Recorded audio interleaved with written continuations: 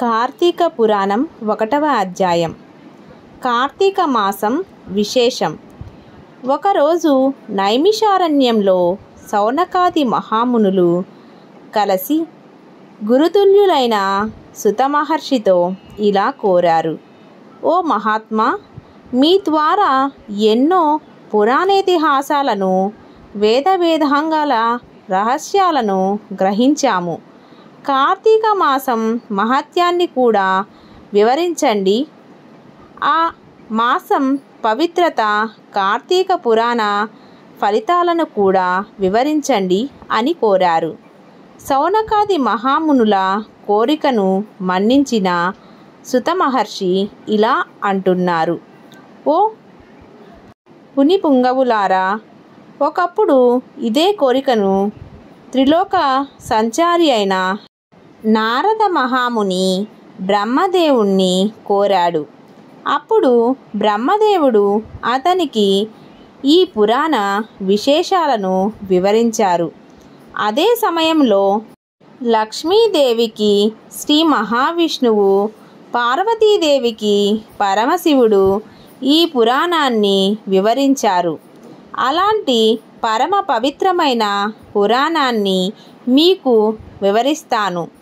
ఈ కథను వినడం వల్ల మానవులకు ధర్మార్థాలు ప్రాప్తిస్తాయి. ఈ పురాణ గాథను విన్నంతనే ఇహలోకంలో పరలోకంలో సకల ఐశ్వర్యములు పొందగలరు. కాబట్టి శ్రద్ధగా వినండి అని చెప్పసాగారు. పూర్వం ఒకరోజు పార్వతీ పరమేశ్వరులు ఆకాశ మార్గములో విహరిస్తుండగా పార్వతీదేవి పరమశివునితో, ప్రాణేశ్వర, సకల ఐశ్వర్యాలను కలగజేసి మానవులంతా కులమత తారతమ్యము లేకుండా, వర్ణభేదములు లేకుండా ఆచరించే వ్రతమేదైనా ఉంటే వివరించండి అని కోరింది. అంతటా పరమశివుడు ఆమె వైపు చిరునవ్వుతో చూసి ఇలా చెబుతున్నాడు: దేవి, నీవు అడిగే వ్రతమొక్కటి ఉంది. అది స్కంద పురాణంలో ఉప పురాణముగా విరాజిల్లుతోంది. దానిని వశిష్ఠ మహాముని మిథిలాపురాధీశుడైన జనక మహారాజు నాకు వివరించారు అంటూ మిథిలానగరము వైపు చూడు అని ఆ దిశగా చూపించాడు. మిథిలానగరములో వశిష్ఠుడి రాకకు జనక మహారాజు హర్షం వ్యక్తం చేస్తూ అద్యపాద్యాదులతో సత్కరించారు. ఆపై కాళ్ళు కడిగి ఆ నీటిని తమ తలపై చల్లుకొని ఇలా అడుగుతున్నాడు: ఓ మహామునీశ్వర, మీ రాక వల్ల నేను, నా శరీరం, నా దేశం, ప్రజలు పవిత్రులమయ్యాము. మీ పాదధూళితో నా దేశం పవిత్రమైనది.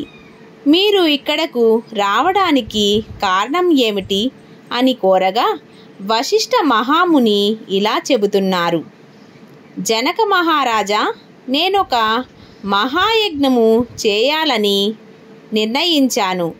అందుకు కావలసిన ధన సైన్య సహాయానికి నిన్ను కోరాలని వచ్చాను అని తాను వచ్చిన కార్యాన్ని వివరించారు. దీనికి జనకుడు, మునిపుంగవ, అలాగే ఇస్తాను, స్వీకరించండి. కానీ ఎంతో కాలంగా నాకొక సందేహం ఉన్నది. మీలాంటి దైవజ్ఞులైన వారిని అడిగి సంశయం తీర్చుకోవాలని అనుకునేవాడిని. నా అదృష్టం కొద్దీ ఈ అవకాశం దొరికింది. ఏడాదిలోని మాసాలన్నింటిలో కార్తీక మాసమే ఎందుకు పరమ పవిత్రమైనది? ఈ నెల గొప్పదనం ఏమిటి? నా అదృష్టం కొద్దీ ఈ అవకాశం దొరికింది. ఏడాదిలోని మాసాలన్నింటిలో కార్తీక మాసమే ఎందుకు పరమ పవిత్రమైనది? ఈ నెల గొప్పతనం ఏమిటి? కార్తీక మాస మహత్యాన్ని నాకు వివరిస్తారా అని ప్రార్థించారు. వశిష్ఠ మహాముని చిరునవ్వు నవ్వి, రాజా, తప్పక నీ సందేహాన్ని తీర్చగలను. నేను చెప్పబోయే వ్రత కథ సకల మానవాళి ఆచరించదగినది, సకల పాపాలను హరించేది. ఈ కార్తీక మాసం హరిహర స్వరూపం. ఈ నెలలో ఆచరించే వ్రత ఫలితం ఇది అని చెప్పలేం. వినడానికి కూడా ఆనందదాయకమైనది. అంతేకాదు, ఈ కార్తీక మాస కథను విన్నవారు కూడా నరక బాధలు లేకుండా ఈ లోకంలోనూ పరలోకంలోనూ సౌఖ్యంగా ఉంటారు. నీలాంటి సర్వజ్ఞులు ఈ కథను గురించి అడిగి తెలుసుకోవడం శుభప్రదం. శ్రద్ధగా ఆలకించు అని చెప్పసాగాడు.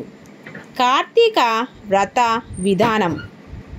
ఓ జనక మహారాజా, ఎవరైనా ఏ వయసు వారైనా పేద ధనిక తారతమ్య తాత్పర్యములు లేకుండా కార్తీక మాస వ్రతాన్ని ఆచరించవచ్చు. సూర్య భగవానుడు తులారాశిలో ఉండగా వేకువజామునే లేచి కాలకృత్యాలు తీర్చుకొని స్నానమాచరించి దాన ధర్మాలు దేవతా పూజలు చేసినట్లయితే దానివల్ల అనన్యమైన పుణ్య ఫలితాన్ని పొందగలరు. కార్తీక మాసం ప్రారంభం నుంచి ఇలా చేస్తూ విష్ణు స్మరణ, విష్ణు సహస్రనామార్చన, లింగార్చన ఆచరిస్తూ ఉండాలి. ముందుగా కార్తీక మాసానికి ఆదిదేవత అయిన దామోదరుడికి నమస్కారం చేయాలి. ఓ దామోదర, నేను చేసే కార్తీక మాస వ్రతానికి ఎలాంటి ఆటంకం రానియక నన్ను కాపాడు అని ధ్యానించి ప్రారంభించాలి అని వివరించారు. వ్రత విధానం గురించి చెబుతూ, ఓ రాజా, ఈ వ్రతాన్ని ఆచరించే రోజుల్లో సూర్యోదయానికి ముందే నిద్రలేచి కాలకృత్యాలను తీర్చుకొని నదికి పోయి స్నానమాచరించి గంగకు, శ్రీమన్నారాయణ పరమేశ్వరులకు, భైరవునికి నమస్కరించి సంకల్పం చేసుకోవాలి. ఆ తరువాత నీటిలో మునిగి సూర్య భగవానునికి ఆద్యపాద్యాలను సమర్పించి పితృదేవతలకు క్రమం ప్రకారం తర్పణాలను చేయాలి. గట్టుపైన 3 దోసిళ్ల నీళ్లు పోయాలి. ఈ కార్తీక మాసంలో పుణ్యనదులైన గంగా, గోదావరి, కృష్ణ, కావేరి, తుంగభద్ర, యమున తదితర నదుల్లో ఏ ఒక్క నదిలోనైనా స్నానం చేసినట్లయితే గొప్ప ఫలితం లభిస్తుంది. తడి బట్టలను విడిచి మడి బట్టలను కట్టుకొని శ్రీ మహావిష్ణువుకు ఇష్టమైన పూలను తానే స్వయంగా కోసి తీసుకువచ్చి నిత్య ధూపదీప నైవేద్యాలతో భగవంతుని పూజ చేయాలి. గంధము తీసి భగవంతునికి సమర్పించి తాను బొట్టు పెట్టుకోవాలి. ఆ తరువాత అతిథిని పూజించి వారికి ప్రసాదం పెట్టి తమ ఇంటి వద్ద కానీ దేవాలయంలో కానీ రావి చెట్టు మొదట కానీ కూర్చొని కార్తీక పురాణం చదవాలి. ఆ సాయంకాలం సంధ్యావందనం చేసి శివాలయంలో కానీ విష్ణు ఆలయంలో కానీ తులసి కోట వద్ద కానీ దీపారాధన చేసి శక్తిని బట్టి నైవేద్యం తయారు చేసి స్వామికి నివేదించాలి. అందరికీ పంచి తాను భుజించాలి.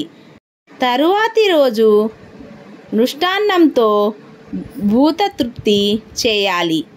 ఈ విధంగా వ్రతం చేసిన మహిళలు, మగవారు గత జన్మలో చేసిన పాపాలు ప్రస్తుత జన్మలో చేసిన పాపాలను పోగొట్టుకొని మోక్షాన్ని పొందుతారు. ఈ వ్రతం చేయడానికి అవకాశం లేనివారు, వీలు పడని వారు వ్రతాన్ని చూసినా, వ్రతం చేసిన వారికి నమస్కరించిన వారికి కూడా సమాన ఫలితం వర్తిస్తుంది. ఇది స్కంద పురాణంలోని వశిష్ఠ మహాముని చెప్పిన కార్తీక మహత్యంలోని మొదటి అధ్యాయం సమాప్తం. మొదటి రోజు పారాయణం సమాప్తం. స్వస్తి.